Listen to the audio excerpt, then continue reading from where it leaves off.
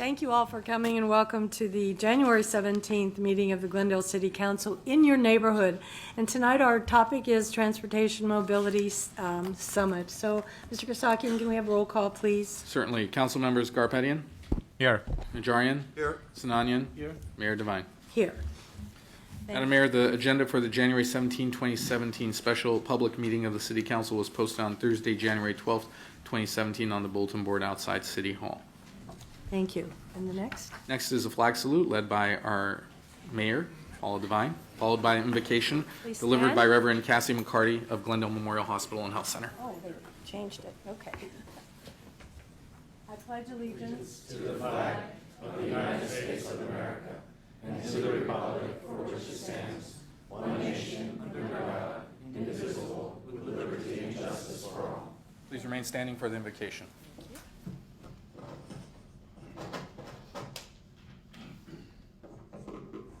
Good evening. Please bow your heads with me. God, you have stirred within us a deep love for this community. Thank you for the privilege of living and working in Glendale, a city rich with diversity, resources, and opportunities. We ask for your continued grace and blessing upon our city. And as we think and plan for the future of our community, may you give us wisdom and thoughtfulness throughout the decision-making process. May the decisions of our leaders support the dignity of our residents, and may our future support the well-being and growth needed to sustain this vibrant jewel city. May you bless our evening of conversation and dialogue. And may you continue to bless our mayor, our city council, and our city residents. Amen. Thank you.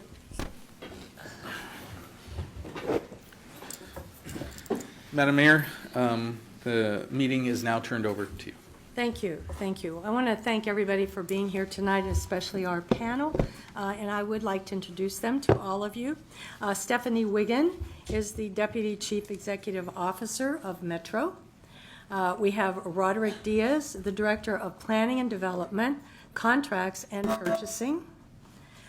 Michelle Bohm, Southern California Regional Director, the California High-Speed Rail Authority. Lillian Birkenheim, Community Planning and Development Director of Echo Rapid Transit, and Kathy McClure, who is the Chair of the Board of our Glendale Chamber of Commerce. And that is our panel for this evening. One of the primary goals for Glendale Council, for this council, is to ensure that the needs of all the people moving into, out of, and within the city are met. We want to work with you, the panelists, and you, the residents, on approaches to make our city more connected and livable and make urban mobility more convenient and seamless. Traffic congestion and connectivity to the regional rail system are among the most vexing challenges that we face today. Our most recent citizen satisfaction survey confirmed that fact. As a regional hub for retail, commercial, and residential activity, we are grateful for all of the interest and investment in our city. However, we need to find ways to get people out of their cars. Addressing these challenges through strategic transit improvements are the best way. They may be complex, and they may not be quick fixes. We believe that solutions are possible. The city has been proactive in upgrading infrastructure to accommodate development both locally and in relation to regional mobility. Glendale continues to plan for the future with the South Glendale Community Plan. In the process, we are exploring 3 primary growth strategies. Each of the 3 is contingent on the degree to which transit options expand in the city of Glendale. I hope you will see the importance of this conversation tonight as it relates to our future planning. And why is this important? Because once completed, the South Glendale Community Plan will assess all potential local and regional land use and zoning impacts of the area south of the 134, where the significant majority of future growth and transit in Glendale will be focused. Indeed, the future of Glendale may have a lot to do with the past, utilizing mass transit from buses to streetcars to commuter rail to improve the lives of people throughout our region. Hopefully this evening, you will see where this council's passion lies, where our vision lies.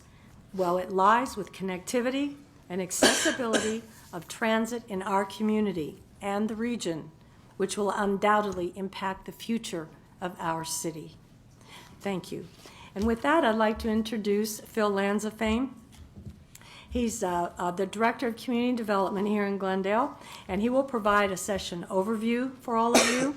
He will present the South Glendale Community Plan and the examination of transportation in Glendale, past, present, and future. Mr. Lanzafame.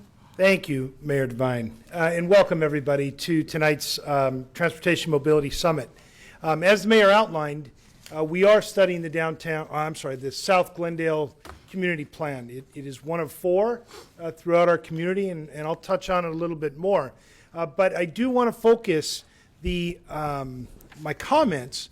While our plan does have a lot of tools, land use tools, things that we can do to improve quality of life in South Glendale, while it has many of those tools, we're going to focus tonight on the transportation aspect, which, as the mayor said, is a very, very big aspect of the whole plan. We've done, over the last 40 years, some 32 different plans, the most recent being Tropico, and that's the area that we're in now, where the hospital is. The community plan seeks to take all of that input that we've had and put it into one document. We want to use those past studies, but we also want to touch base with the neighborhoods, take their temperature. Does it still hold? Are there certain tweaks? So that's included in the plan. As I said, it is part of our general plan. We've done one in North Glendale, doing south, we'll complete east and west, and that'll be the basis of our general plan. It's a more specific document that talks about principles and vision than a traditional general plan, and it focuses on a particular area, in this case, South Glendale. Critical to that is to have the principles and the visions that the community, that the city council, that our partners see. And why is that important for us? Not only today, to know what we're doing today, but going forward, we want to announce to the world, we want to announce to all of our partners, this is what we intend to do. So when working with or in this area, every one of our partners knows what our intention is, what our vision is, what our policies are, and they can design to that.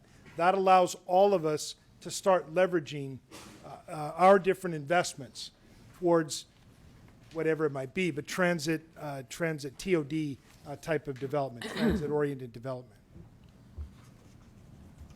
This is the plan area that we're looking at now. Pretty much everything south of the 134 freeway.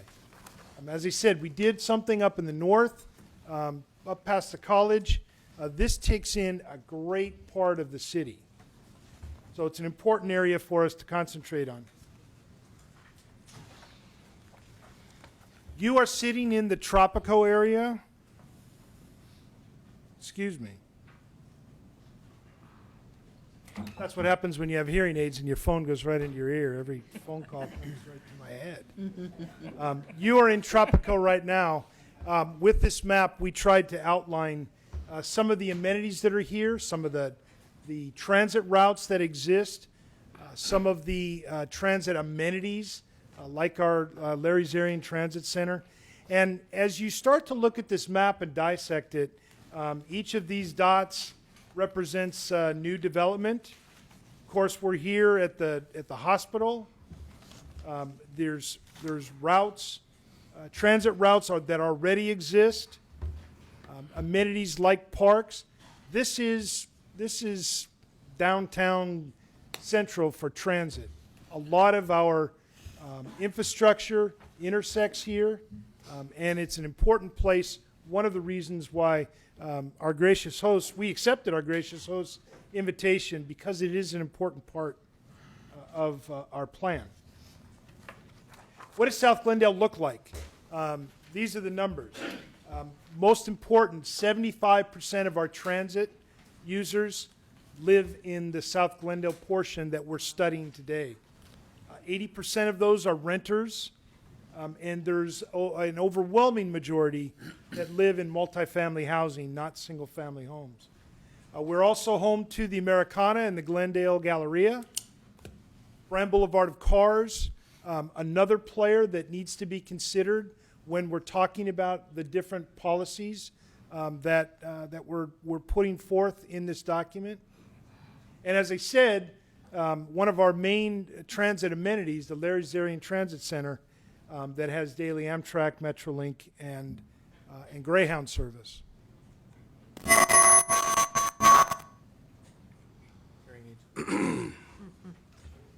The South Glendale Community Plan, again, I can't emphasize enough that this is a policy document. It's a vision. This is where we want to go. This is what the community wants to see. This plan covers our future growth to 2040, over the next 23, 24 years. To some extent, there are changes in land use patterns. To other extents, there are not. And each neighborhood, we've got about 27 or 28 in the plan, each neighborhood has its own character, and we'll define what that is. I'll talk about that a little more in a minute. Again, character of each neighborhood, important, individual, and how does it fit with a whole? We want to take advantage of the past projects that we've done, weave it into current thinking as we go forward. Again, we're saying you'll see policies 1,000 times in this document because that's what it is. It's not a zoning document. It's not an implementation document, although it tells us what we want to implement. So it is very important from that standpoint. It alerts, it identifies, it announces to our partners, this is what we want to do. Come on board and leverage resources with us. I can't emphasize enough how important that is as a policy document, not only for us to grow inside, but everything that's happening around us. How do we alert? How do we notify? How do we tell the outside world this is what we want to see? So when you're working in that area, work off this plan. So very important. And then last, in this plan, we've called it here transit-oriented. I would dare say it's transit-dependent. There's a lot of things that depend on transit taking place before we can see any managed growth. You ask, well, why are you talking about growth in the south part of town? Why not in other places? As we see, 75% of the riders are here, those that use transit, and the transit opportunities, the greatest number of transit opportunities exist in the southern part of the city. I said that it's transit dependent. We're looking at three alternatives, and the mayor started to touch on this. In alternative one, this is our map of South Glendale. You can see all of the neighborhoods identified. And when we do a community plan, we look at four different land use designations, if you will. We look at conserve, and for the most part, that's in the north part of town or near hillsides. Adams Square even might be considered that, where you want to conserve the natural terrain. We have something that is maintain, status quo. We don't need to do anything. We like it the way it is. There's not a lot that needs to happen to change things. Enhance. It's pretty good, but we could use some tweaks and make it even better. And then transform. Transform is where you're taking you're giving it a completely new look. So as you look at the map, those that are in yellow, those are maintain. The orangish color, tan color, that represents enhancement, small amount of growth. And then those in the salmon color or pink, that's where you really see some transformation. Now, a lot of that is located in the downtown specific plan area, where a lot of that transformation has taken place. not only since 2006 with the Downtown Specific Plan, but since 1972 with the Redevelopment Agency. First project, the Glendale Galleria, kind of kicked that off. What you're seeing, the housing that you're seeing with the Downtown Specific Plan, that's where you really get that characterization of transform. So all of those things that have transformed our downtown from what it was back in the early 70s to what it is today. There's opportunities. This is the, I want to say it's the 780 line that you see on there, and I'll use the mouse here. That's the regional, if you will, that's the regional infrastructure that exists. And so if we did nothing, this is the plan that we would come up with. And when I say do nothing in terms of transit. This is the plan that we would go forward with. You'd see probably a natural growth 1% in those yellow areas, maybe 10% in the enhanced areas, the tan, and then maybe 20 to 30% in the more red areas. So let's walk through and see. Project Alternative 2 gives you a little bit more of the enhance from here to here, and mostly along these corridors, which are Broadway, Colorado, because we've layered in here the BRT, Bus Rapid Transit. This is connecting Pasadena out into the west side, Hollywood or Burbank Airport. With that, you're able to see a little more growth. City Council can then start to implement the plan very measured, very carefully. We're seeing this take place. We know it's committed. We can change our zoning. We can provide perhaps more density in those corridors that are receiving some kind of transit. And that's an important point. The growth is dependent on the transit. The transit, where it is, people are going to be walking. You want stops a quarter of a mile. So that growth needs to take place right in that corridor where that transit is. In Alternative 3, this is the most amount of growth, but again, we have our same designations, yellow, tan, and the salmon color, but you see that there's more ability to create density. And when we talk about density, we're not just talking about let's add more buildings. We're talking about places to house people in Glendale. And a lot of those corridors, what our plan is at least calling for in a draft form that we've run by the City Council, is create opportunities for affordable housing or workforce housing in those corridors, not just more housing for housing's sake. What we've got on this plan, and I'll go through each one of these and try and set up for our partners some comments for them. Oops. You have what we talked about, the bus rapid transit here, high-speed rail and Metrolink, Metrolink running along here. You've even conceived a streetcar that would run and connect the Zarian Transit Center to Burbank Airport. This is a preliminary plotting of it, if you will. It could go up Central and all the way and out. We also think if things do come to fruition, there's a new stop that takes place at Colorado. That may be the place that you want to start the streetcar and have it go this way. But it's important, the streetcar is important to connect the downtown to the rest of the region. All of these are about regional connectivity. How is Glendale connecting to our neighbors around? And then finally, an extension perhaps of the Gold Line here that, or it could be bus rapid transit, an alternate route for bus rapid transit, and then eventually light rail connecting Pasadena with Burbank and North Hollywood. So let me run through some of the projects that we're trying to coordinate and keep all the balls in the air so that they all work together, and in the end, we can manage our growth and see our vision realized. Here is, as we talked about before, the bus rapid transit. This is funded by Measure M, with stops in the projected stops. This is running on the street through Glendale, through Pasadena, and Eagle Rock, Glendale, and Burbank. There is also an alternative that is being studied.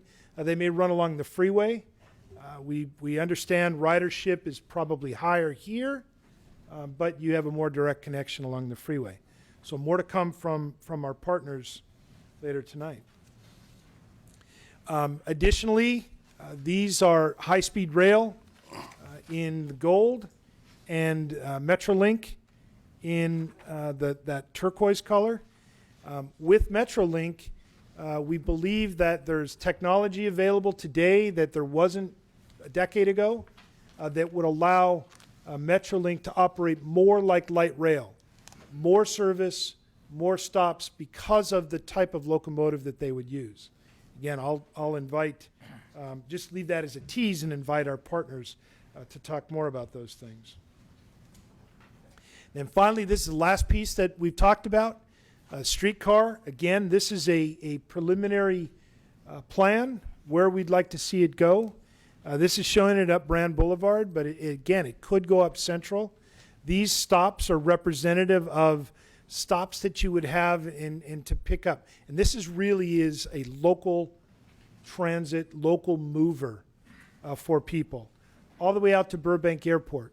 So if you're living in the downtown, you are now connected to a number of regional opportunities.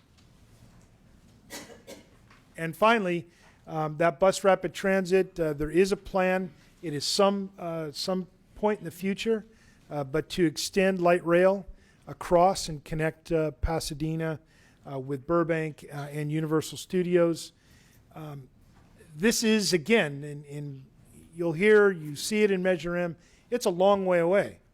But if we don't indicate what our preference is, those other agencies won't know, and they may plan something different. So we do want to say, this is our preference. If you do that, if you get there, this is our preference for light rail connecting. Go through a series now. So here's what it looks like from what we think will be the first project, BRT. Then you add the Metrolink and high-speed rail. You'll still see right in here, downtown Glendale is a little bit disconnected.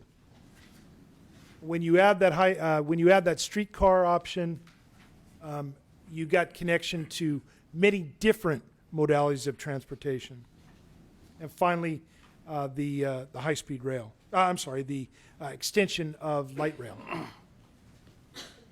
So to sum up my presentation, and this is all as context to talk about the transit improvements that could take place in the city of Glendale and the opportunities that it avails itself of. All those plans that we've done over the last 40 years, they contemplate some portion of this. And we want to put them all together in one plan and say, this is what we want to do. These are our policies. This is our vision. Announced not only to our community that this is what we heard you say, and we're putting it back to you, to the staff as we start to do our professional obligations in advising the city council. This is what they want to see. For the council, they know this is what we've decided to do. There's certain points where we implement that.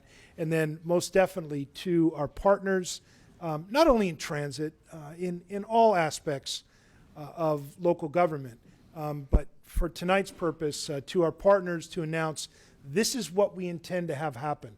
This is the vision that we see. This is the growth that we see dependent on what you bring to the table. And so again, we've got a lot of balls in the air right now. We've got 5 different partners sitting over there. We have the city council, all that have ideas on what they want to do. We want to see those balls stay in the air and make a great circle, or some other metaphor, though, that brings everything together in one good plan that will allow us to build to the future and build appropriately and control it and regulate it and make sure that quality of life for our neighborhood, after all, that's what this is about, is not compromised. So with that, Madam Mayor, if you have some comments following that, I'll turn it to you, otherwise Mr. Ochoa is going to follow and start the discussion. Okay. I simply want to say that I hope that the panelists realize the importance of this conversation tonight as it pertains to the future of our city. Now I'd like to turn it over to Scott Ochoa, our city manager, to begin the panel discussion. Yes, Madam Mayor, and thank you all for being here. Thanks to the council for wanting to come out into the community. When Councilman Sinanian had voiced a year and a half, 2 years ago, 3 years ago, that we wanted to do city council in your neighborhood. Hopefully this is what you had in mind. Lots of different stakeholders from all across the community and beyond coming in to talk about Glendale's future. Now, this is a panel discussion, and so this really is a conversation with what you are going to engage in going forward. Because this is a special city council meeting, however, we also have public comments. So the microphone that you have there in the middle, we would hope and ask that folks hold their comments until we get through the panel discussion, and then open it up for that public comment portion of the formal part of our special meeting. So with that being said, and as I navigate through, here we go. Nope, that's the wrong one. And Eliza's going to do that. I have the luxury of serving as your moderator, which means I'm equal parts game show host and talk show host. So I promise that I will not kiss anybody, but I cannot promise that I won't dance. And anyone who's seen me dance knows better than to ask. So let's start off, because the genesis of this discussion came from Councilman Sinanian, who had made a trip with Eco Rapid Transit, one of our other partners, to the Far East. And so with that being said, I would ask you to start us off, Mr. Sinanian. Tell us about the trip. Tell us about what you found, and tell us about how we compare. Thank you, Mr. Ochoa, and I want to thank our guests for being here and every single member of the audience, because I believe the concept of city council in your neighborhoods has really become a tradition, and the original intent of making it easier for our residents to access city council and not necessarily have to travel to City Hall has had its desired effect and impact. So thank you for being here. When I was in Japan in October, and I came back and I wanted to present sort of the results of my impressions and the experiences in Japan, because the trip was related to transportation. That's an issue that's very dear to my heart. I wanted to make a presentation, and I asked for a special meeting, and in any case, here we have the meeting. It's kind of a consolidated meeting with all our guests, and I have my opportunity to present my report on that trip, and I'm going to do that. So let me start by saying that when I got elected, and that was almost 4 years ago, I really started getting my head into transportation issues, because being a longtime Glendale resident, I always felt, and I'm sure many of our residents share this opinion, that transportation in Glendale, but generally in the area, in the greater Los Angeles area, is mass transportation, modern transportation is sparse. It's nowhere like other major metropolitan cities in the U.S., and certainly not like in other cities in the first world, what do they call it now, industrialized world. And so I looked deeper, and I saw that, well, Glendale doesn't really have any light rail, doesn't have a streetcar, no subway station.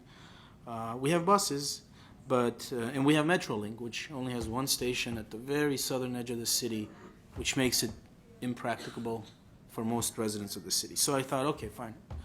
Surely there are things in the works. I mean, things have been planned out decades ago, and they're going to come to fruition sometime soon. And to my great surprise, that wasn't the case. And I want to walk up to this, because this light doesn't quite reflect, doesn't quite show on the screen. But this is from the Metro's website, and if you look at all these lines and projects, you may want to guess where Glendale is located. Councilman, could you actually then speak to the microphone there? Yeah. Let me show this area, and then I'll. I think there's a. Well, maybe that's from close by. Okay. So Glendale is right there. Where? There you go. Right here. Were there no lines? Nothing. Yes. And that's cost for concern, I think. And we'll go to the next slide, also the Metro's website, and you can guess where Glendale is. Right here. This area. Nothing there. So, it's really the only thing I need to point to. I asked my colleagues and people in the know, what is there? What can we look forward to? What does the future hold for Glendale? And there is one project called Eco Rapid Transit, and I was introduced to it by former council member and mayor Frank Quintero, that is working towards bringing light rail to Glendale. And that project did excite me because no matter how sort of far off the due date for realizing the project was, at least it's a start. It's there. It's already on the go. It's moving forward. So it needs to be helped along. And had the pleasure of joining that board and working with great colleagues from various municipalities and also from the airport authority. So let me go to the next slide and introduce Eco Rapid Transit. And by the way, we have Lillian Birkenheim from our staff present as well, and she can add whatever I miss. And here are the participants in the project. We are currently also working closely with the City of Los Angeles, hoping that they will become a member. We're very optimistic that will happen in short order. Also, we're hoping the county will also become a member.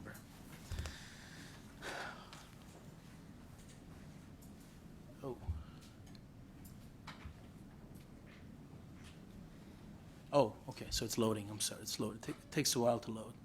And here is the route of the southern portion of Eco Rapid Transit, also known as West Santa Ana Corridor, and it takes you from Artesia to downtown Los Angeles.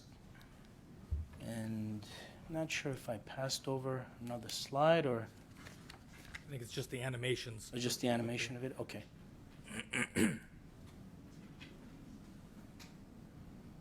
There you go. Okay. So there is the northern corridor, which connects downtown Los Angeles through Glendale to Bob Hope Airport. And that's sort of the second leg of the project. There are some more ambitious aspects of the project that are even further down the line. But I wanted you to see it. It potentially goes all the way to Santa Ana and all the way to Pico Rivera and Whittier. This is the West Santa Ana branch, and there are some alternatives for it. Why do we concentrate on West Santa Ana branches? Because the specific southern leg of the project was part of Measure R, and it's also part of Measure M. And as part of Measure R, this is language copied from, well, this is this is language that's copied from Metro's website, which gives a detailed explanation of where the West Santa Ana branch project stands, and indicates that $240 million in Measure R funds are allocated for this project. Okay. So the following three slides are really there for the purpose of showing the level and degree of detail that portions of this project have been allocated. Therefore, the project is almost shovel ready and therefore very important. And when you take into account the ridership, which is very, very high with the West Santa Ana project, corridor of Eco Rapid Transit, I think it becomes even more important for it to take center stage for Measure M funding. I believe Measure M designated Eco Rapid Transit to be fully funded by 2041. Obviously not a number that anyone wants to hear, because 2041 I'll be a senior citizen, maybe my children will have children, so it's far off. But so there are things to be done. You can take action proactively and help that along. So what have we done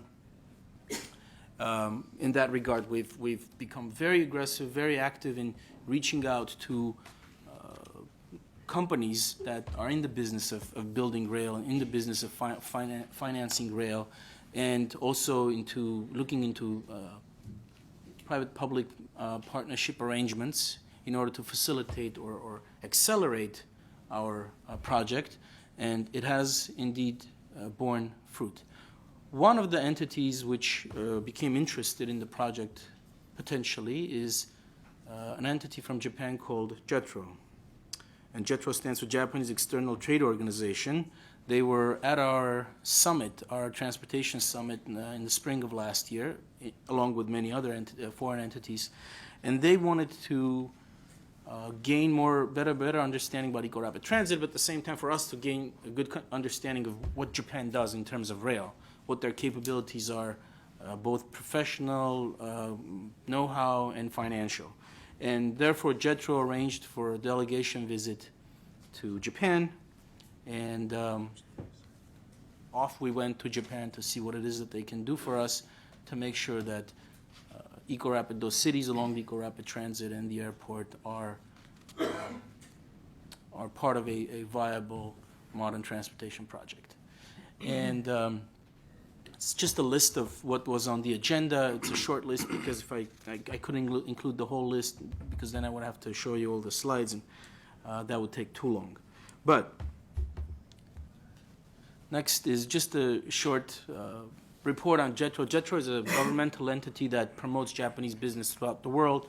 The slide on the photo on the right side of the slide just shows all the offices that they have throughout the world, and they have obviously a very large, very active Los Angeles office, which we've been in constant contact with. So why Japan? Why look at Japan as opposed to other countries and other entities? And these numbers, I think, are very telling. Japan, geographically, is a small country when you compare it to giants like Russia or the U.S. or China, Brazil, Argentina. And that's the number of total kilometers of rail that exists there. This is rail, not subway and not municipal metro, just pure rail. So it's a relatively small number, especially if you look at the U.S. and Russia. But look at the ridership. The number is, mind-boggling. Compared to the U.S., Japan has almost, 10 times the ridership on trains, which is an indication of just how well they do it and how much of it they do. Again, countries like India and China, who have relatively high ridership because they have huge populations, are lagging behind Japan. And this final number is sort of demonstrates the safety record of Japanese rail companies. It's very low. It's the lowest in the world. So these are all various types of trains that Japanese urban rail companies use. They run from your sort of regular subway train to monorails that hang upside down and monorails that go on a rail, and then they have maglev. They have one of two functioning magnetic levitation train lines, which is, some would argue, cutting-edge technology. Others would say last century's technology. I think for us in LA, this is next century's technology. But magnetic levitation literally functions the way it sounds. There's electric current creates levitation of the train, which makes it go very fast and very smooth. This map is the map of the Tokyo subway grid. And I don't think this rendition really does it justice because it's a little compressed. So I brought you a paper copy for you to look at. 500 subway stations just in the city of Tokyo. 500. There's literally not a, half a kilometer in that city which is not covered by a subway station. And as a result, interestingly, when you're up in a dense city like, for example, Osaka, which is extremely dense, it's almost unbearably dense. At 7:38 in the morning, when the rush hour crush should be happening, no cars on the street. There are no cars because everyone's on a train. They're taking train to wherever it is they're going. And as a result, the government has created artificial impediments to people even getting driver's licenses. They don't want people getting driver's licenses. So you have to go through a litany of tests, and you have to pay a lot of money to even own a driver's license. But that's, the type of luxury that we could never afford here because we're so reliant on our automobiles. So that you don't think that Tokyo is an exception, this is the subway grid for the city of Nagoya, which is the second largest in Japan in terms of population. And I don't know how many hundreds of stations there are, but there are many. And when I said it's oppressively dense, this is the city of Osaka from that building. So, some of the things that Japanese have used to just make the use of trains and subways easy, there was this introduction of IC cards. I'll show you what it looks like. It is a card that does everything for you, not just for trains, but I'll show you what else it does for you. You can use it for your bus, to pay for your taxi, for your shopping. You can even use it as your ID card. So you put money on it and then use it as a debit card.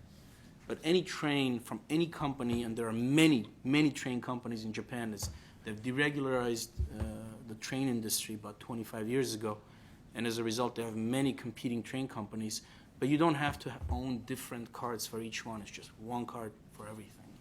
And that makes it very easy. This building is very particular because this shows the way the Japanese perceive TOD, transportation-oriented development. So this building is called the Abe no Harukas, tallest building in Japan, located in Osaka. It is, to be precise, 980 feet tall, completed by 2014. It was built, owned, and operated by Kintetsu Group Holding. So why is this important? Because Kintetsu is also a train operator. So the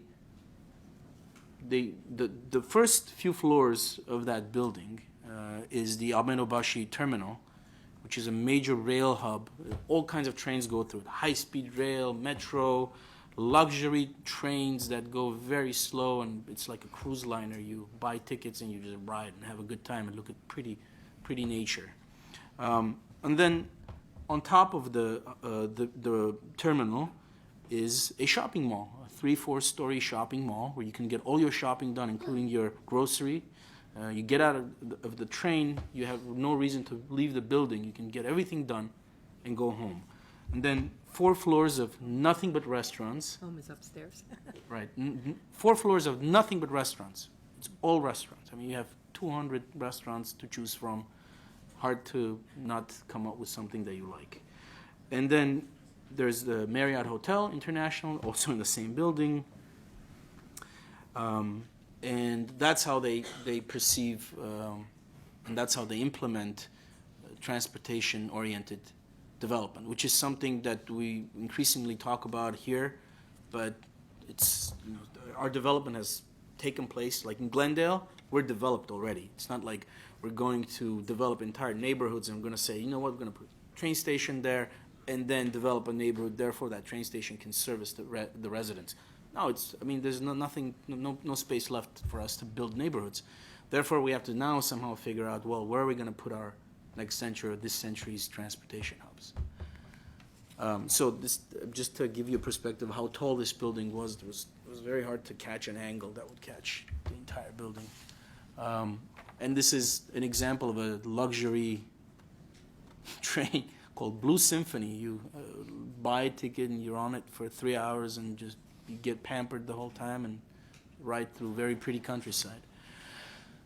One of the facilities that we visited is the Kinkishario facility. And the reason we visited that company is not only because it's one of the major producers of trains, but also because it's so heavily involved in the U.S. It builds the trains for LA County MTA, Seattle Sound Transit, Phoenix Valley Metro Rail, New Jersey Transit, for Dallas and Massachusetts.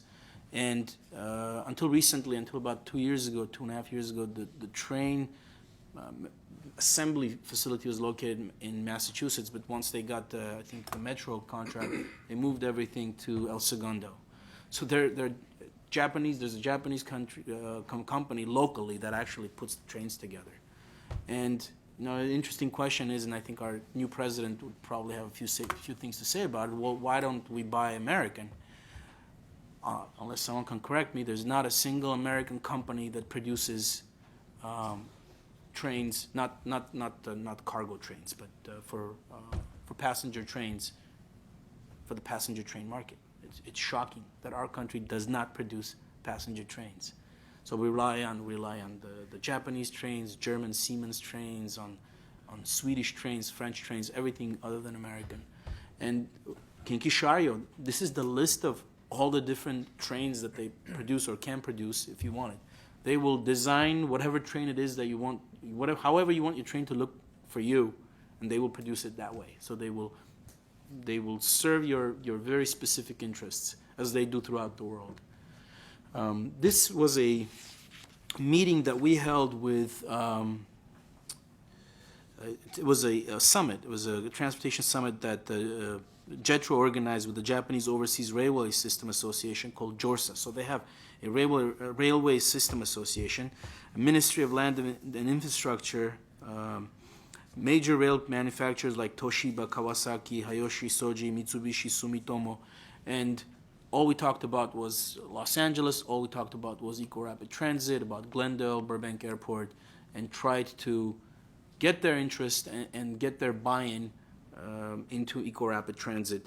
I'm very happy to report that they're going to do their own feasibility study of Eco-Rapid Transit. They're very interested. The gentleman in the photo is the deputy director of JETRO in Japan, so deputy director of JETRO, period, who was born in Russia, raised in China, and spoke fluently Russian, Chinese, Japanese, English, Spanish. He spoke like a South American because he'd been stationed all over the world. Anyway, these are people who understand the world and they understand transportation needs and who approach business very seriously. This photo and the next photo is just for my colleagues, Vartan Garpetyan and Aran Ajarian. They like classic cars. So I thought We feel like I'm back in Cuba again. yeah. That's a pretty car, right? Yeah, it's pretty. Now you're talking. There we go. Forget transportation. Oh, this is transportation. So, and the last group of slides is a very interesting construction project. They were building a tunnel for a subway, but building a tunnel in Japan is nothing exciting about that because that's happening everywhere. They were building a subway tunnel on top of a subway tunnel, an existing subway tunnel. So they had 2 stories of trains going over each other, and this was happening smack in the middle of the city. Life went on as if nothing had happened. This is the semi-finished tunnel. This is the, what do you call it? The construction site, I guess. This is the delegation that visited. Other than Eco-Rapid Transit, 4 members, our executive director, we also had Norm Arikawa from Los Angeles Port, who was instrumental in this trip. The only reason this photo is here is because there was a huge grocery store and a restaurant in there, and we were there for 45 minutes. We never heard any noise, despite the fact that the train kept passing. It's couched on top of the building. So trains kept passing back and forth, and you had no idea that was happening. That's how good they've gotten at building these trains. And this is delegation. I think this is next to last photo. Apparently some gentlemen in Japan are not behaving well, so these train companies have started implementing women-only cars. And that's the line which says women only. Anyway, bus racks everywhere, bus parking lots. Like we have parking lots in Japan, it's bike parking lots everywhere. It's weird. It means omnipresent. And this is goodbye to Japan.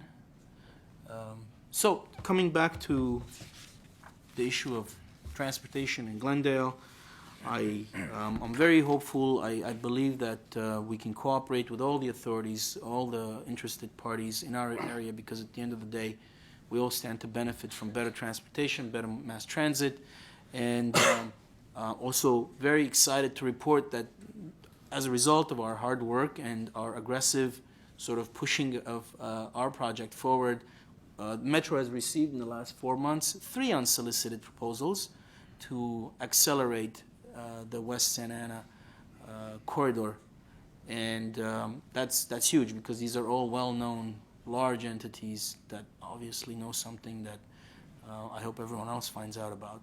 I haven't seen the reports. I don't think Metro has turned them over to us yet. I look forward to seeing them. A couple of months ago, our public information officer, Tom, found a video about the Glendale streetcar, the Red Line, and I've included a link. I mean, I know that you guys don't have a copy of this. I don't know what good it is for you, but you just Google, find it on YouTube. It's actually very interesting video about the history of Glendale's light rail. We had light rail. It was beautiful. It worked very well. It had a tremendous impact on the economy of Glendale. And then, of course, the car industry, the oil industry came and they bought everything and they ruined it, not just in Glendale, they ruined it throughout LA County, throughout LA. And we have what we have. We have what we have now. But the right-of-way is there. Mm-hmm. The right-of-way is there. The right-of-way is there on Glen Oaks as well.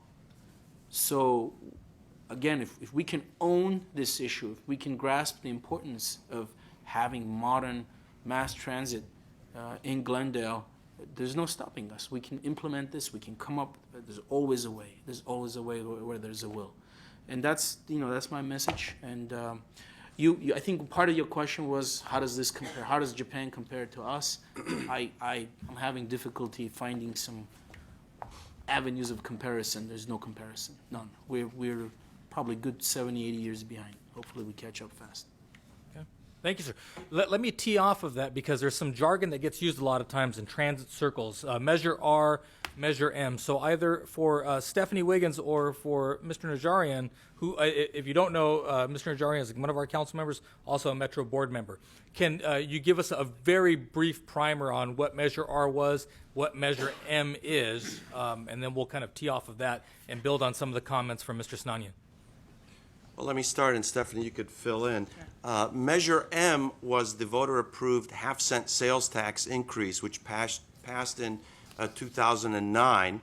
It generated, it was a 30-year tax increase, and it was forecasted to generate, anywhere between $30 billion to $35 billion. There were a certain number of projects that were included in that, and Metro, up to this point, has been planning, implementing, getting the environmental clearance, and in some instances, constructing and nearing completion of some of those projects. It wasn't just projects, though. It gave money to highways. It gave money to regions like our own in Glendale, Burbank. We call it the Arroyo Seco region. Because we didn't have a high-dollar, sexy transit project on one of those lines, we were awarded $200 million plus in funds that we could do with as we please. And there is a working group that decides how that money is spent. Let's go to the next measure. If 30 billion is good, let's go for some more. That was the failed Measure J. Measure J was just a Xerox copy of Measure R. It didn't put in any new projects, and a lot of parts of the county who felt left out in Measure R said, we're not going to go for that. So after Measure J failed, to the credit of former Chair and Supervisor Mike Antonovich, he proposed a ground-up level. So all the little and mid-sized and large council of governments in the region developed their transportation priorities. These were all brought to Metro, filtered through, and an approximate budget was given to each corner of the county, and they got to pick their top 4 or 5 projects in each type of mode. That went before the voters most recently in November, and that was another half-cent sales tax, which was evergreen, which means it was not going to go away. A permanent sales tax with the estimated revenue of, it's over 100 billion, was it not, Stephanie? So that was a whole new set of projects. Some of them have been alluded to today in our region. Others serve Los Angeles Airport. We're going to have rail to the airport. We're going to finish the Gold Line out to the county line in Claremont. Many other projects, including the Eco Rapid and many others, both highway, transit, bus, and local return. The cities in the county every year get a local return. It ranges from several $100,000 to several $1 million of money that the counties can do with the cities can do with what they choose. And that's the current state right now. Metro is putting together advisory boards, citizen panels, oversight committees to make sure that that money is not squandered, that it's tightly held to the projects that were laid out before the vote. So right now, one of the questions that had been, or statements had been raised earlier and had been referenced was a BRT. So BRT, again, the alphabet soup is what, Stephanie? BRT stands for Bus Rapid Transit. So that's the line that Phil was alluding to that would go from the red line out to Pasadena. That's correct. So buses are great. People, I think, a lot of folks like trains as well. And so, to the extent that you have the bus rapid transit, are there any other opportunities that are possibly out there in front of us that deal with rail transit that are somewhere prior to the potential for BRT to become light rail? Sure. On a couple of avenues, we're looking at multiple modes for increasing transit access, rail transit access specifically to Glendale, because we've heard that loud and clear. My colleague to my left, Roderick, is with Metrolink in Measure M that recently passed. We have about $1 billion for Metrolink service within the next 20 to 30 years. So working today, with Metrolink, we can start planning for additional service. And in fact, Director Nigerian, along with other colleagues on the board, passed in Metro's parlance a motion that asks us to look at increasing rail service between Glendale and Union Station, also includes Burbank. And we're looking at not just commuter rail, additional commuter rail trips, but they could be what we call diesel multiple unit trips, another form of rail transit to quickly get Glendale residents between Union Station and the city.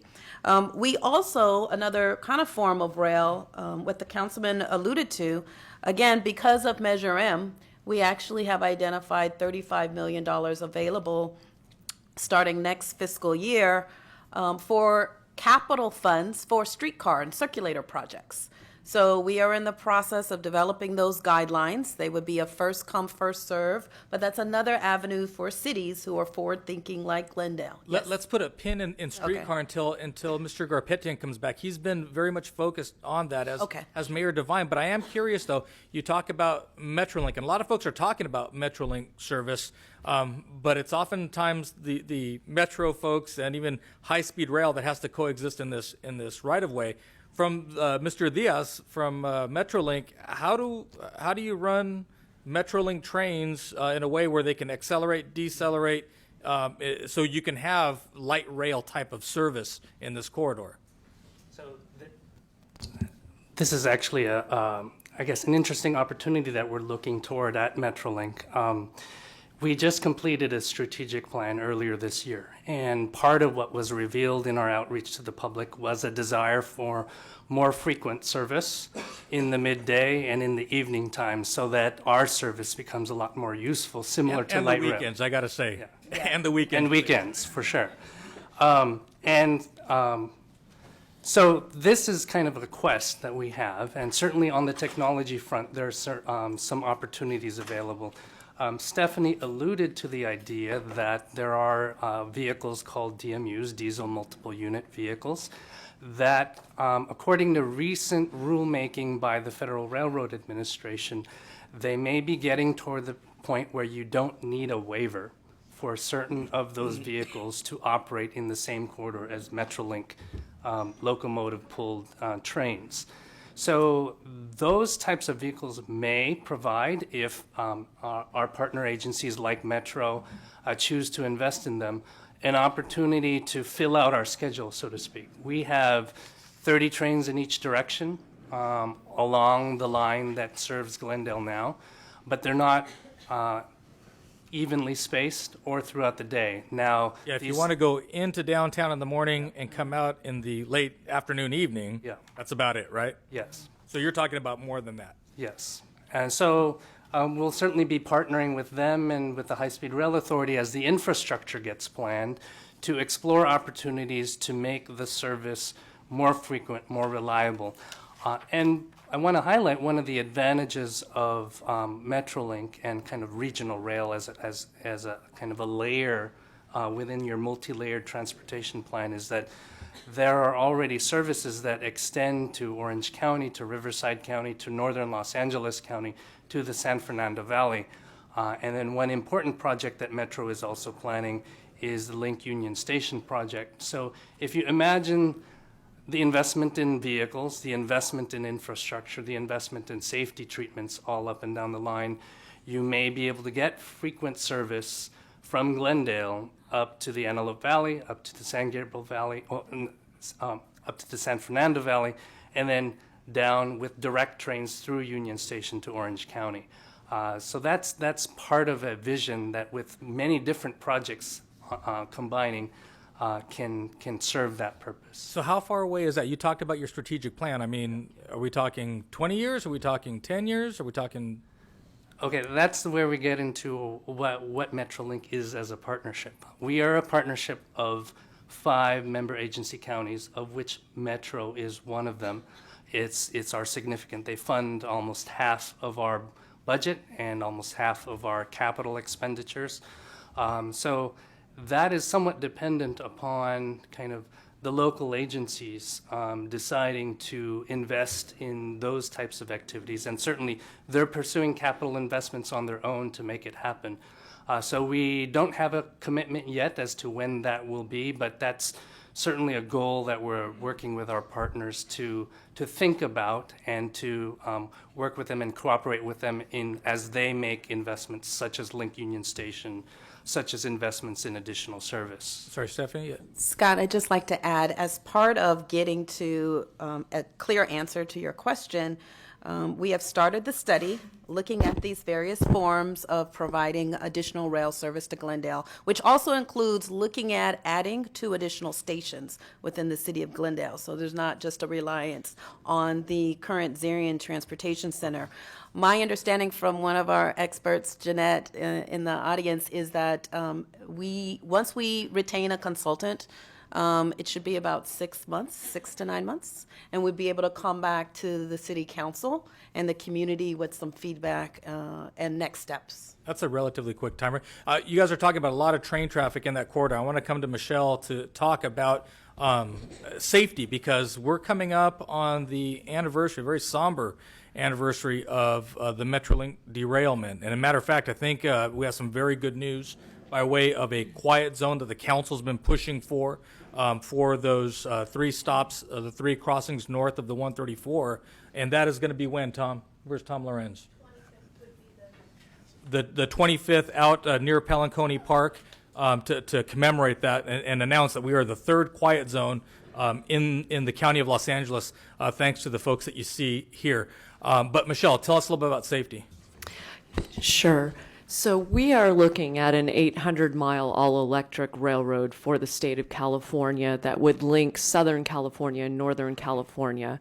The route that was identified for our project goes through Los Angeles County, basically from the Burbank Airport. It actually goes north too, but from the Burbank Airport, traveling along the existing rail corridor all the way down to Anaheim.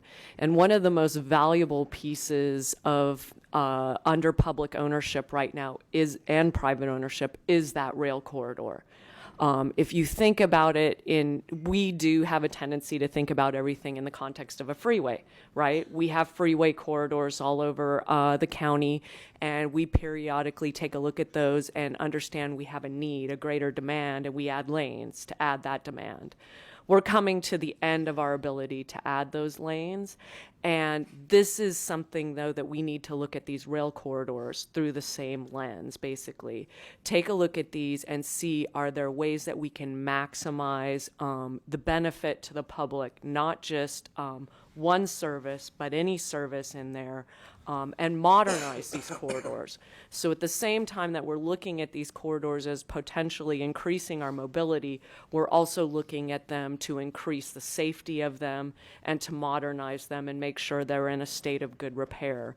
And so these rail corridors, I mean, we know from the worldwide context, we want to make sure that other types of vehicles cannot get in front of trains running in these corridors. We want to grade separate these corridors, and we want to make sure that we make them smart or automated corridors. We want to put fencing up around the outside of the corridors so that people cannot get inside those corridors. We want that to be automated so that there are alarms and warnings if somebody scales the fence. We want to put in an earthquake early warning system in this corridor, very similar to what's operating in Japan right now. We're looking at Japan when we look at what we're thinking about to make sure that the trains can be notified at the first P wave of an earthquake and slow down so that the trains don't have any catastrophic accidents in a seismic event. And so that's what the state is really looking at. We have a broad statewide rail modernization program.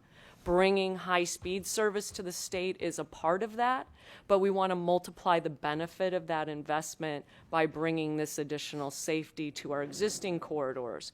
And when we do that, we also have the ability to upgrade them so that they would serve the more frequent service that you're talking about today. And so the idea of having two tracks for high-speed rail that are there, and in that same right-of-way, because that's one of the things we heard at the meetings last month, folks asking, are they going to be included or purchased to be put in this right-of-way? But it sounds like there are 4 sets of track in the existing right-of-way for the most part. And you can operate a Metrolink, a Amtrak, a freight, and high-speed rail in that same envelope? Correct. We believe that 4 tracks, 2 of them electrified, would be able to fit generally within the corridor so that you could run both high-speed service, Metrolink service, Surfliner service, our Amtrak service as well, and then we can also research and look at additional slots for other services and for our freight service. So that is kind of the vision of a modernized corridor. You would have a joint dispatch, so all of the operators would be operating on the same system, and those trains would be being sent out through a central location. One of the really interesting things about that is really just the opportunity to take a look at what type of service we have now and what type of mobility we want. We're also looking at the need for those corridors to remain porous. Even though we want to prevent people from getting in front of trains, we need to make sure that people and cars can get over and under those corridors basically to the other features, and particularly the multimodal access, the bicycles and pedestrians. So those are among the things that we're looking at right now. So before the devil's in the details, and the way that all this gets built is hugely important. But go back to the streetcar discussion. Mr. Garpetian, you're on SCAG, and I know you've been working on something that Stephanie had talked about with respect to leveraging off of maybe Measure M's funding for streetcar. What do you know about that right now? Where are we going? Well, SCAG has a program every year that you can apply for projects, some for planning, some for implementing your projects, and get grants through SCAG. So we applied for feasibility study for the light rail in Glendale or the streetcar in Glendale, and hopefully by the end of next month, we promised that we're going to have an answer. So if we're going to get it or not, we have high hopes, and hopefully we can get the study done and then start the process on the funding and everything else. But meanwhile, I have a couple of questions. I don't know if this is the right time to ask it or not. because Eco-Rapid Transit, Mr. Sinanian's alternate on Eco-Rapid Transit, and the first phase is 2041. Is that what it was? It's Measure M, I think. Put that I mean, date funding, there was a date on it and that is only for the first phase or the second phase? First phase, which Only- means the second phase becomes So it won't even, the first phase won't even come to Glendale. even less certain, yeah. Yeah, it's so I think we need something more immediate than maybe something in 70 years. The second phase of Eco-Rapid, I hope it happens a lot sooner than later. And I think the idea of having 2 more stations built on San Fernando corridor with more frequent traveling or trains with lighter locomotives, I think that's another good way of connecting Glendale to Burbank. Also, the streetcar through Glen Oaks would be a great way of connecting to Burbank Airport, because we know that driving, especially in the morning to Burbank Airport, it took me 45 minutes to get to Burbank Airport the other day. So I'm going to stop here and let you. No, and continue. as your point's well taken, that you know we have, I think Mr. Sinani had said, we have the right of ways today for streetcar. You see them in those big, beautiful medians going up Brand and going out on Glen Oaks. Mayor Devine's assured me that if we get it going, her next job will be as conductor of said streetcar, something she's always wanted to do. Yes, Mr. Nazarian. And so to that point, it sort of goes into what something Mr. Sinanian talked about and was rather excited about, and he was talking about the P3, that's the public-private partnership. Typically, this project, and let's call it the Glendale to Bob Hope Airport stretch, has to line up in Metro's orders of priorities. And as was stated, if we just leave it to the Metro, to the funding that we have, it's going to be when he has grandchildren. But the exciting point is that there are private companies who are willing to come in and augment and perhaps take over the funding in return for a cut of typically it's the fare revenue or some other perhaps advertising revenue or station revenue, and advance that sort of separate from the timetable that Metro would have.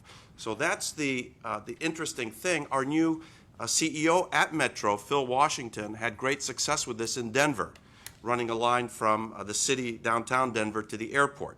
So the idea of bringing someone else's money in, bringing another stakeholder who will advance your plans, your construction, your opening date, is something that's exciting and sort of, casts aside the regimen that Metro has set forth in its Measure M or Measure R program. That P3, if people think of it as something that's very exotic, I think we're just catching up to where a lot of other agencies are. P3 is the public-private partnership aspect. It's something Glendale's done for a long time by way of redevelopment, as an example. The Americana is a P3 project. A number of all of the projects you see up and down Brand, P3 projects. And so we shouldn't be necessarily afraid of those. We should really embrace them in the way that you're talking about. Mr. Sinanian? So going back to the nexus between P3 and Eco-Rapid Transit, the West Santa Ana corridor. So yes, while the designated date is 2041, through our efforts of getting outside interest from private entities that are not governed by Metro's financial timeline, just like Mr. Najarian explained, I failed to explain the P3 process just because that took so much time on my presentation. But it's as a result of those 3 unsolicited proposals that the designated day has been accelerated now to 2029. 29 or 20? I thought it was even sooner than that. So it's 2020s all of a Because sudden. environmental is working now, is it not? Right. I mean, so the idea that collaboration by a local agency, in your case with Eco-Rapid, you're representing Glendale as well as Eco-Rapid, to the extent we have Glendale and SCAG, we have Glendale and Metro, and of course with our own mayor, we have Glendale and everything else because she does it all. You give me too much credit. Right there. But with our partner agencies, I think you can start to see some momentum building. Stephanie, we're going to make one other comment? Yes, I just would be remiss if I didn't say the other part of the equation with the elected official championing it to the industry is Glendale voters and the voters of LA County that passed Measure M, because all of those private sector firms said they needed Metro to demonstrate we had a sustainable funding source. And instead of having to pay them back by increasing fares, et cetera, the fact that we have sales tax dollars in Measure M identified for Eco-Rapid, identified for light rail connecting Glendale to Pasadena, that brings them to the table. So that really helps. That's a great point. That's a great point. We had, the conversation we had in Japan during the meetings was we have this potential for a measure that will provide ultimately funding for the project. And that was exciting, but not as exciting as the meeting we had with Jetro afterwards when we told him, now it's a new day. So the money's there, I mean, in theory, right? But the mechanism. The model certainly is there and it holds up, yeah. Is in effect, it's there. So that obviously makes the interest by these private entities much more solid, much more concrete, because then they know that they're looking at real money, it's not a theory. You know, it's so, as a public administrator, and this is what you go to school for, and you're playing kind of SimCity for real, and you look at a map like this and realize parts that are going to be filled in well before my career is over, well before my kids are riding the buses and what have you. Actually, I'm considering my kids are teenagers. That's not saying much. But devil's in the details, and there will be. These are game-changing, disruptive strides in progress. We have a member of the Chamber of Commerce here, the chair of the board. You know that this is going to be disruptive for residents who are going to be calling council members nonstop, as well as our partner agencies, as well as businesses going to call you. I mean, how do we help them understand that there's an upfront sacrifice for a longer term gain? Well, it's kind of interesting. Stays up. Yeah. It's kind of interesting because this is a wonderful, wonderful opportunity. We are on just the cusp of an economic growth, because everything we're talking about here, whether we're putting the trains and we're putting BRT and whatever we're doing, that is an economic push for the city. We tend to think when businesses are impacted that it's converse to that. Well, it's not going to happen. Now, with that said, I think we have a responsibility as a city to make sure that we are doing everything possible to the existing businesses we have here, and we make it such that those businesses don't want to leave. We want to bring more businesses in. Transportation helps with that, to bring more businesses in. What does that mean during construction and ultimately how the projects move forward? I think, and Metro is an example. I personally know Metro is a great example of what it means with communication. Communication is going to be real important. Communication from the business side as well as from the agencies. The agencies have done this a long time. They know what they're doing. They put these projects together. They move them along. They do their outreach. But for a lot of the local businesses, this is going to be new for them. There's going to be impacts to them that they've never experienced before, and they're going to have a lot of questions. And I think communication being the key role in there, and also being a resource to them.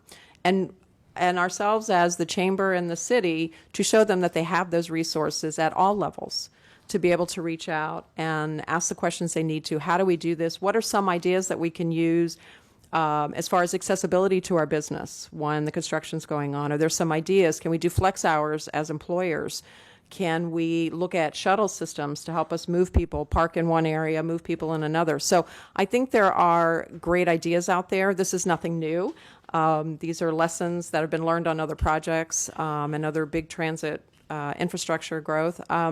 But I think we need to be real informative and to be that source, if you will. And the chamber is obviously always out there with the businesses and work closely with the city. This is just an exciting time. I think, Glendale has been growing so quickly, and we are sitting at a time with Measure M. The opportunity is great, and we need to have that connectivity. So I think the continual communication is going to be big, and as a chamber, we're willing to do that outreach, to do that as well in order to help to do that, because this is amazing. Economically, it's going to be amazing. So, very cool. Yes, ma'am. Let's see. Is this on? Can you hear? If it's up, it's okay. on. Just to piggyback on what Kathy said, that outreach and that education is going to have to come not only from the chamber, but from the city government, from staff, from the city council. And we're more than happy to do that. We've worked very hard in the past on getting information out to the public, and we can continue to do that. The point, I think, tonight is that I came into this meeting thinking, everything is delayed, everything takes time, nothing is fast, everything is complex. I only heard one, maybe a couple times, but I think it was Mr. Diaz or said that we are getting to the point with the DMUs that, we can actually use them for. And that was the only kind of comment that I heard that I thought, oh, that means more time. How much time is that? But again, the overall picture tonight, I have a sense of collaboration. I have a sense of maybe cooperation. I have a sense that perhaps we all see the importance of transit to our community, to the growth of our community, to future decisions that we have to make that are very important to our residents, to the people that are coming in and out of our city.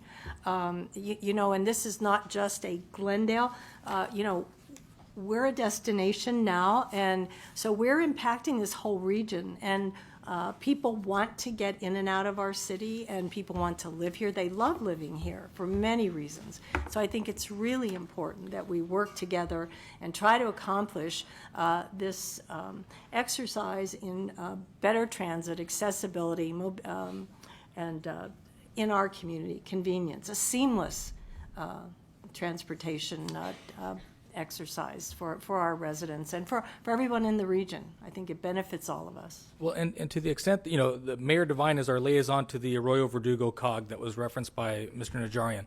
Mr. Sinanian and Mr. Garpetian also serve as board members on the Airport Authority.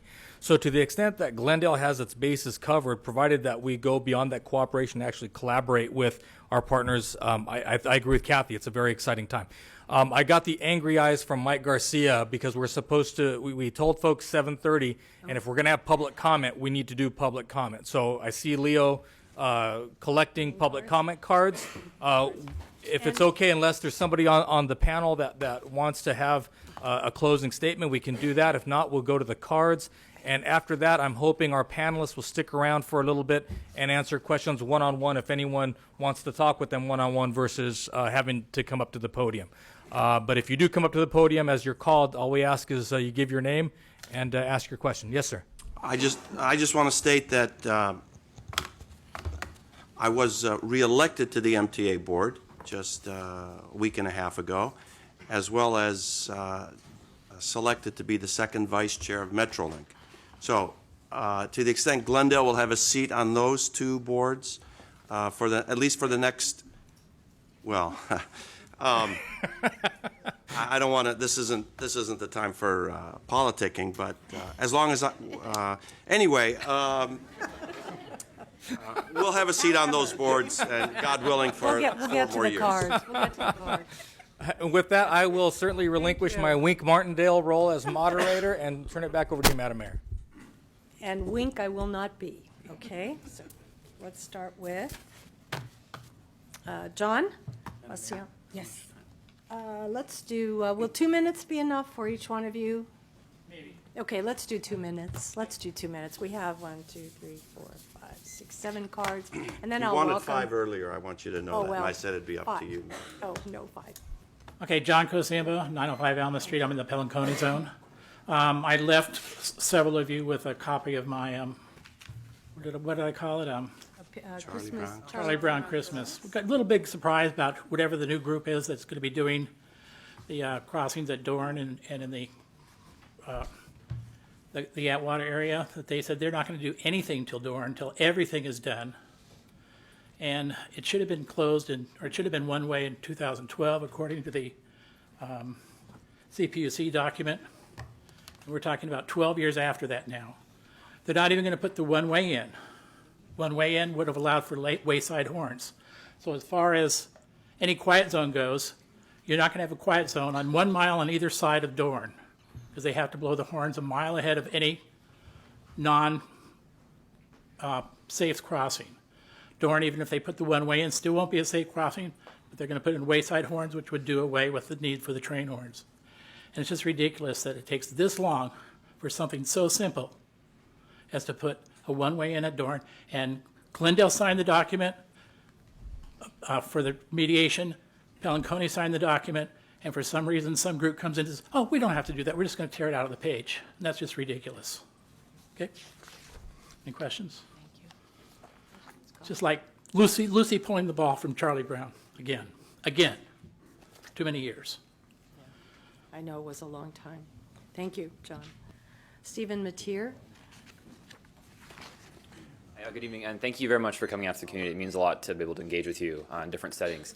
As a resident of Glendale, my wife and I moved here because we wanted to be in a walkable urban environment, and it's been exciting to be living here and now having our newborn with us here, to be in a very walkable and safe neighborhood. So I really want to encourage, as we move forward, the South Community Plan, that we have an 8 to 80 city. It's safe for people that are 8 years old all the way up to 80-year-old. I mean, as we know, Glendale is not really a safe place to walk or bike, and especially with more regional transit coming into the city. I think that's a real priority for this plan, is to have those safe first last mile connections and making a safe and walkable South Glendale. And I also like to encourage in terms of the regional rail, or the regional transit network, is have it try to serve as much as possible. I think some of the issues with like the 501 route and also Metrolink is that's a little far, doesn't really connect. There's not a lot of good access to the jobs and all of the activity centers. So that's please a priority that I'd like to see. Thank you. Thank you. Safety is a priority for, I think, all of us, is it not? Yes. Mike Mohill, followed by Mark McCarley. Evening, council members. My name is Mike Mohill. And all the discussion this evening, no one talked about the fact that we do have freeways going through our city. How come we don't piggyback and have a rail adjacent to the right-of-way? It's already there, And I don't see why we don't think about that. I know we're talking about because you're creating new highways of transportation through the region, but we already have an existing one, which is the freeways going through our city. That's a comment. Okay. Thank you, Mike. Mark McCarley, followed by Arik Martin.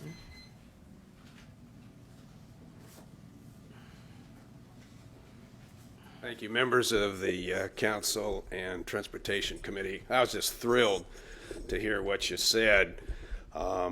As we look around, I think what I heard was we're looking for an integrated transportation system. Having, for good or for bad, spent a considerable amount of time in Japan, and as Councilman Sinanian mentioned as well, there are some innovative concepts coming up there. And one of the mechanisms by which some of the Japanese municipalities are considering is using their additional or their present hardscape, whether we call them streets or freeways, and introducing the concept of semi-autonomous vehicles. Now, these necessarily should be electric vehicles so that we don't have carbon emitters, but the sophistication of the Japanese in allowing these vehicles to use the existing freeways but allow a multiple number of these vehicles, all controlled by sensors when they enter into the exits and entrances to these freeways, allows for a much more robust use of personal transportation in an environmentally sanctioned way. So I'd love to see that integration as we move forward technologically in a sophisticated manner. Thank you. Thank you. Arik Martin, followed by Rondi Werner. Hi, thank you for the opportunity to talk. I'll be quick. My name is Eric Martin, spelled A-R-I-K, and I wanted to kind of bring the conversation back a little bit to, it was mentioned briefly how in those pink transportation or transformation areas on the map that affordable housing was going to be a goal or an outcome of that. As we saw earlier, 80% of the people in the affected area are renters. I read a recent study that over half of Glendale renters are cost burdened. We spend over a third of our income on our housing costs. So I can't think of a bigger issue than that. I mean, my own case is anecdotal, but I think it's illustrative. My wife and I moved to Glendale in 2010. One bedroom apartment was $1,050. If you increase that 3% a year to keep up with cost of living increase, we would be paying $1,250 a month. Our rent is $1,395. There are units in our same building, one bedroom units, that are renting for $1,595 a month. So I would love to hear Madam Mayor or council members or perhaps the director speak a little bit about how affordable housing is a natural result of this plan or how the two are going to interact. Thank you. Thank you. Did you want to do that now, Mr. Ochoa? I would only submit to you that I think Mr. Lansford made the comment, and considering I think the other side of this particular coin, when folks talk about development in general and development in South Glendale, that we have to try to find that balance. I think Phil's comment was doing housing, more housing for the sake of doing more housing really doesn't work for this Glendale community plan. The idea of doing more housing by way of workforce and affordable housing in those zones where it makes the most sense by way of transit, so it doesn't impact those maintain and sustain areas like Adams Hill, Somerset, all those other neighborhoods, that's where it makes the most sense. But it means that this council, this community, would have to say, yes, we're willing to take that step pursuant to transit planning to allow more development if that development gets us more affordable units so our family and our children can live in this community. Or housing. Just one quick comment. Oh, mine or yours, I don't know. I don't know. Go ahead. Just a piece of information on January 30th, we have an ordinance coming to City Council, which is a rent stabilization ordinance. So I encourage you to attend that meeting and voice your opinion as well. And is the ordinance online and is it available? I'll defer to my partner over there. You can certainly put it online. It is available. We hadn't put it online yet though, but we can do that We quickly. need to do that as well. Thank you. Just a quick comment as well. The issues that you raise are so important right now. They're such burning issues, really, for the city of Glendale, really for greater Los Angeles area, that I assure you that they remain the center of this council's attention. The amount of funding that we have allocated towards low-income housing is unprecedented in Glendale's history, and that's a reflection of the realities that we're facing. I mean, it's a problem. It's a problem now more so than it was in the past, and therefore we're addressing it the best we can, whether it's through rent stabilization measures, potentially, or allocating more money. One thing is for certain, we don't want working class folks to move out of Glendale. We don't want anyone leaving Glendale. We don't. We want to keep everyone. We want Glendale to be affordable for all strata of society. That's a tricky thing to accomplish, but I assure you that the commitment is there. Yeah, absolutely. And we have more affordable housing coming, on 5th and Sonora, and hopefully in the near future we'll have even more. Rondi Werner, followed by Alec Bartrasov. I saw him in the audience there. Hello, Mayor Devine, council, staff, public. So I'm Rondi Werner. I'm president of the Adams Hill Neighborhood Association and a resident of Glendale for around 33 years.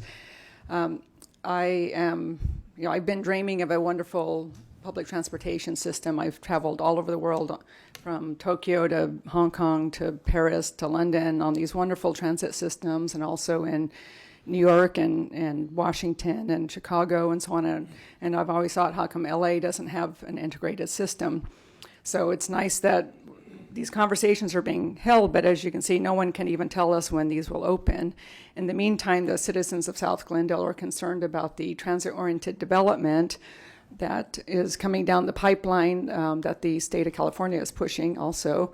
And we're concerned that they're going to be increasing a lot of housing. We're already over 80% multifamily in our area without actually having a workable, integrated, convenient transportation system in place.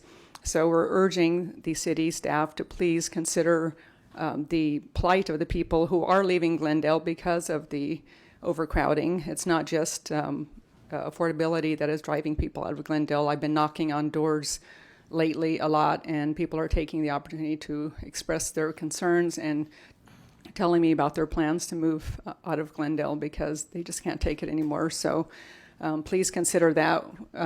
We saw the plans that were shared earlier at the beginning of this, and very little of that seemed to indicate that they are interested in conserving or preserving anything south of the 134. And as a resident of the historic Adams Hill community, we're very concerned about that. And also, one of my Pelanconi colleagues mentioned that these high-speed trains and all these things are going to bring a lot more noise to the area, and I haven't heard of any plans to quiet the noise over in the Adams Hill area, because we do hear those trains from where we are. It's not just North Glendale that hears them. Thanks. Thank you. I just want to say that one of the reasons that we're having this panel discussion tonight is to make sure that we're all on the same page, and that the Metro and all of these organizations understand that we do have an important decision to make in the near future, and that decision will be based on what feedback we get from you. So it is, hopefully we've made that clear. Alec Bartosov, followed by Grove Pashley. Hello, my name is Alec Bertrosov. I'm a transportation planner and South Glendale resident, so I want to thank you for conducting this meeting with this focus on transportation. I'm particularly interested in the success of future mass transit and how that correlates with the success of the driver experience. So we talked about Measure M and Measure R, and a lot of that money going towards freeway improvements. I know there's been discussions about having one-way streets in downtown Glendale, adding free parking garages in downtown, millions and millions of dollars to improve freeway on-ramp and off-ramps. And I just wonder, does that hinder the success of mass transit in the future? When I think of the Red Line or the Expo Line, I think that they're parallel to very congested freeways where it's inconvenient to drive somewhere. And I just wonder if we're making it more efficient for people to drive, say, for example, from downtown to Burbank Airport takes maybe 15 minutes. What incentive is there to jump on this future mass transit line that might connect you to the same place in 30 or 40 or 45 minutes? So it's a question that I pose to our electeds. Maybe some panelists might want to chime in, but definitely city staff to talk about how one might hinder the success of the other. Thank you. Okay, seems like a reasonable consideration. I'd submit to you that if you, and even going back to the previous comment, when you look at the alternatives that are being put forth by way of the South Glendale Community Plan, I'm colorblind, but even I can see how much of that is a maintain of the overall, of what it is there today. And if you move on to the other iterations of this plan with more transit development, still the large majority of the areas that you see on the screen are to maintain, which means a 1% growth, which is the organic growth from the people who live here. Now, to the extent that there is organic growth of people who live here, I think to Mr. Barches's point, you are going to continue to see just the inherent growth of this region. I mean, when you look at the rest of the country and you look at this place, it is going to continue to grow just with our residents, with our citizens. So to the extent that we think that we are not going to, that we can stem the tide of growth, well, we can push it to other areas, but understand Glendale doesn't have any moats or walls or bridges around it necessarily. We live in a region, and that region is impacted. And so to the comment I think Mr. Sinani had made earlier, it's going to likely, unless we do things a little bit differently by way of giving people options to get on a train at somewhere at one of 3 stops in Glendale and get off at the Bob Hope Airport, it is going to get longer and longer and longer to make even that short run to the airport. And that is going to happen now. And when you layer on the pressure that was made by the gentleman at the beginning by way of affordable housing, I think, again, you as policymakers are going to have to prioritize. I want to have affordable housing. The only way you're going to have affordable housing is to build more housing. The trick is then to build it in the right place. Sure. Okay, thank you. Grove Pashley. Hello all, thanks for having me. I'm here to talk about the Metrolink Central Maintenance Facility. I'm a resident of Legion Valley. I've been there for 7 years. I've been trying to fight the fact that they've been making noise in our neighborhood since 1992. We have noise that starts at 6:30 in the morning, and it stops about 7:30 in the afternoon, and it begins again at 9:30 at night and goes on to about 12 o'clock at night. With all this money that's being brought into the transportation system, I would think that we try to fix the system first before we start adding too much money there, because it's impacting our neighborhood greatly. Again, from 6:30 in the morning till about 7 at night, and then again for another 2 hours in the afternoon, and we do have weekends. So one of the proposals we've had is to put a study in for a sound study to put in possibly a mulch sound wall, which has worked down in Long Beach. I just wish that we'd go back to the board members and say, hey, let's fix the system here, because it's what needs to be modernized now. And this is in Elysian Park? Is in Elysian Valley, yeah. Elysian Valley, okay. I could talk more about this for hours, but I don't have that time. Thank you. Just to offer a short comment, I know our staff, I have colleagues who are working with the Elysian Valley community to work through, especially these noise issues that your community's brought up. And we're also looking at a lot of these noise attenuation techniques, that one of which you mentioned. I also want to highlight that starting later this year, and I think later in the spring, summertime, we'll be putting into service our Tier 4 locomotives. And that we're starting to replace 40 out of our 57 locomotives with these new Tier 4 engines, which are cleaner burning, 85% less nitrous oxides, but also quieter. So hopefully you'll see a difference as they come into service. As part of a broader plan, kind of a thought process, is that we, as more frequent service becomes online, we will need to think about maybe reallocating our trains to perhaps some outlying locations, so that could change the balance and change the types of impacts you feel in Elysian Valley. Okay, thank you. Okay, I have no more cards, I would like to ask my colleagues, do you have any final comments to be made? Really short. Go ahead, Mr. Councilmember Sinanian. It's interesting that it seems as if there's never enough funding to fund these infrastructural projects. You look at the rest of the world, and you know, it's not just Japan. It's Western Europe, most of Asia, Korea, Japan, China, and their systems are so developed, and somehow they find the funding. And here we are, the wealthiest country in the world, and we can't build a really dense rail network in Glendale.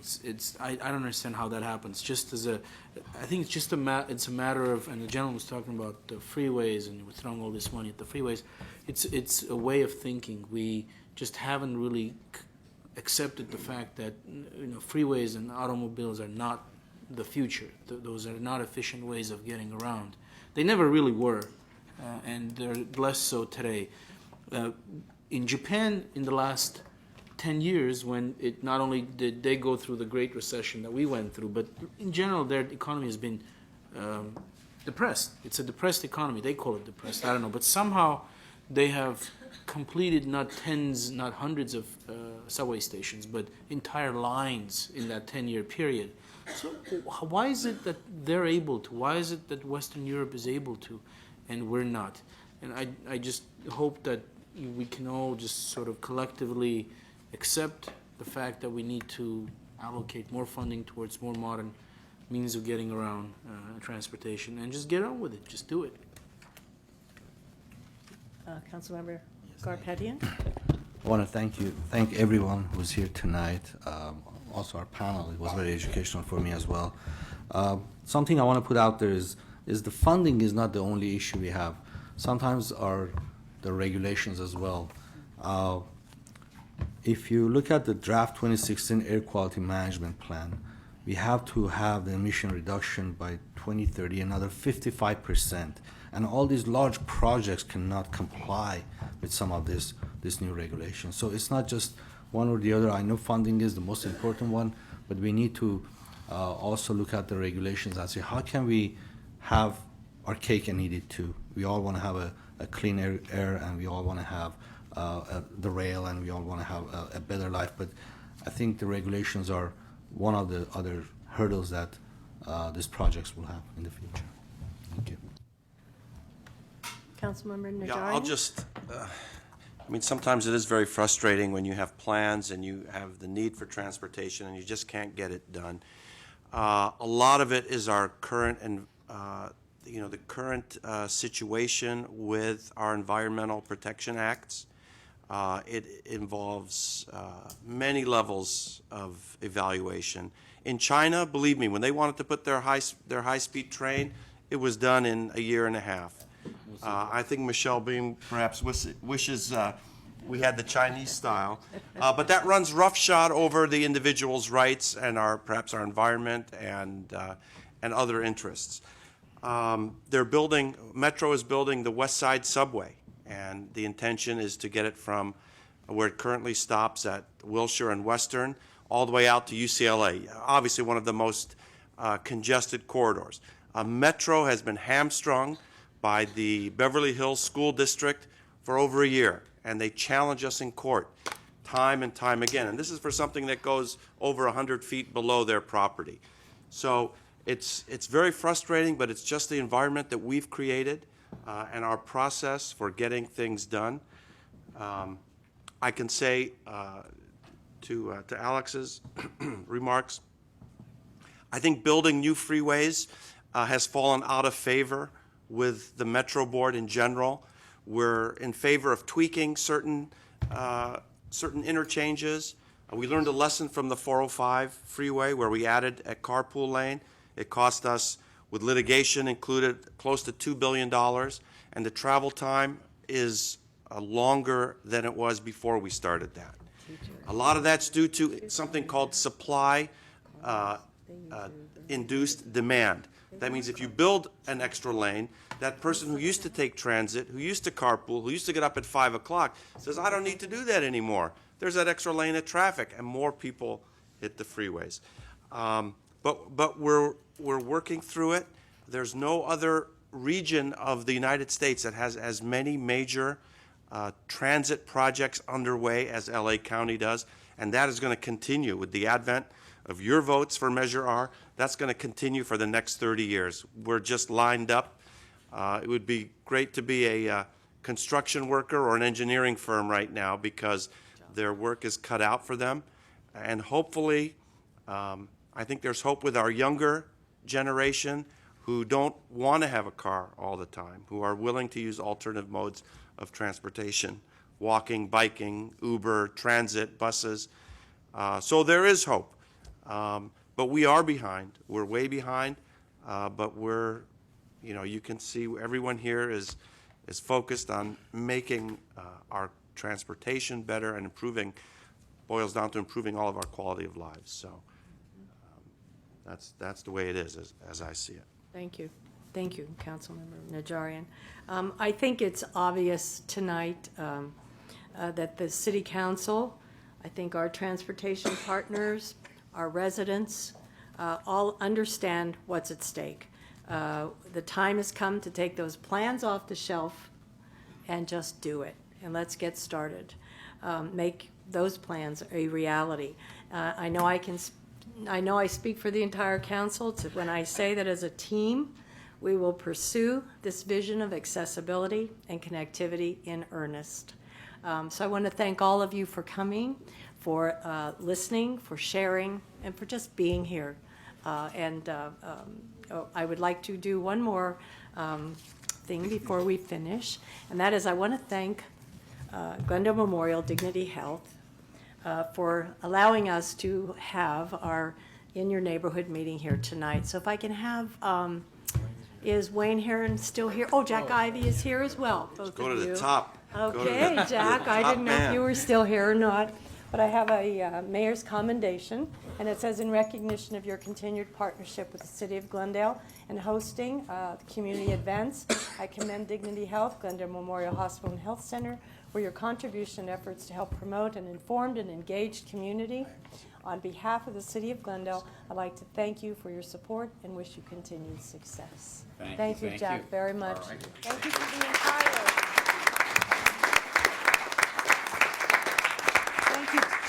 Thank you to the entire Glendale Memorial staff.